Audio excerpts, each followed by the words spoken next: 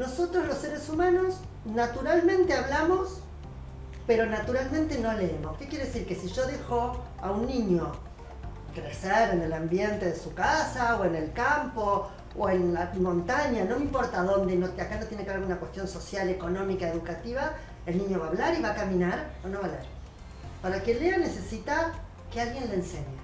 Es decir, lo que necesitamos es que ese cerebro humano que está preparado para ver y para el lenguaje, use esas dos áreas del cerebro y las reconvierta en un área que no tenemos los seres humanos y que es lo que me permite leer. Vamos a usar áreas del lenguaje y de la visión para aprender a leer, para tener áreas nuevas, conexiones cerebrales que no teníamos y que me permiten mirar las letras y decir el sonido. La frase más linda para describir el cambio cerebral es una frase de Stanislas Dehaene, que es un investigador francés sobre la lectura del cerebro, y que dice que lo que pasa es que la cultura invade la biología. Y la cultura, que es la lectura, invade el cerebro y produce algo que se llama el reciclaje neuronal, y ciertas áreas que no tenían una función de la lectura se unen, son las áreas del lenguaje y la de la visión, y el cerebro aprende a leer. Eso es lo que llamamos convertir un cerebro lingüístico en un cerebro lector. Entonces nosotros necesitamos crear las bases para esto. Como el cerebro no está preparado, el cerebro tiene que poder mirar una letra o un dibujito y convertirlo en sonido. Y lo más maravilloso de este reciclaje neuronal es que una vez que lo hacemos una vez y aprendimos, cada vez que nos muestran algo escrito tratamos de leerlo. Aunque sea finlandés, noruego, checoslovaco, ruso, miramos y el cerebro automáticamente trata de leerlo. Para hacer este proceso cerebral y este proceso de aprendizaje necesitamos que alguien nos enseñe esto, que hay dibujitos, símbolos, técnicamente letras o grafemas, que tienen un sonido o técnicamente un fonema. Es decir, que si yo veo algo que tiene esta forma, digo A. Y tenemos la suerte en castellano, que no pasa en todos los idiomas, que cada vez que veo esto es A, no suena de otra forma. Hay un montón de cosas que suceden antes, o que deberían suceder, y que la escuela ahí tiene un rol fundamental, que es las bases para poder hacer esto que es decodificar, leer y comprender. Y esto es lo que se llaman los precursores de la lectura. Vamos a hacer una casa. Si yo voy a hacer una casa, no es que aliso el pasto y pongo las maderitas. Cavo un pozo, pongo bases, hago un cemento, hago cosas para que la casa sea sólida, se sostenga a lo largo del tiempo. Yo pueda hacer un piso, 2, 3 o un edificio. Eso es la educación inicial, el pozo. Porque además esa parte tiene un rol social único. Y es algo que técnicamente llamamos licuar el factor cuna. Y en la práctica quiere decir, no importa de dónde venga el niño, no importa cómo sea su casa, no importa si su papá y su mamá saben leer y escribir, si terminaron la primaria, la secundaria, la universidad, si son postuniversitarios, si hay libros en la casa, si no hay libros en la casa. La escuela tiene un rol que es hacer que esto a largo plazo no pese.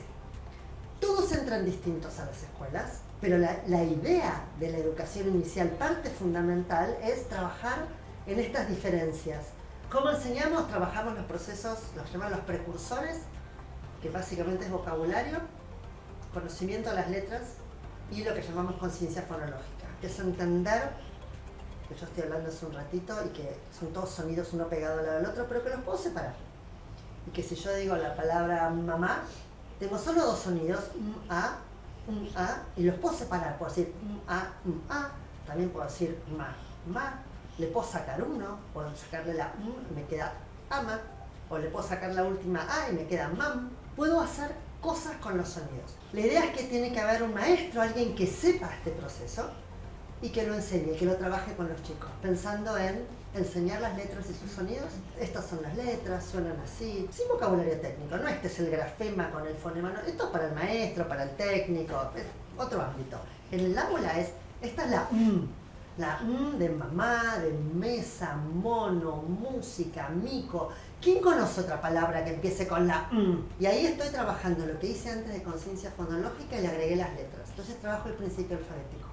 Y voy enseñando de a poco. Y lo ideal es tener una secuencia. Empezar con algunas letras que después de haber presentado 3 o 4 me permitan leer alguna palabra. Entonces, si yo presento la y la A y la P, con esas tres tengo mamá, mapa, pam, tengo ama. Entonces, yo puedo empezar a que el chico lea. Porque lo que yo necesito es crear esas redes, esos circuitos cerebrales que solo se crean cuando leo. Como cualquier otra cosa que aprendo en el mundo, practico con repetición, práctica, ejercitación y corrección.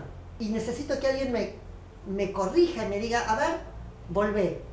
Corregir no es una cuestión, no es violento. Corregir no es vulnerar los derechos de nadie. Corregir es enseñar.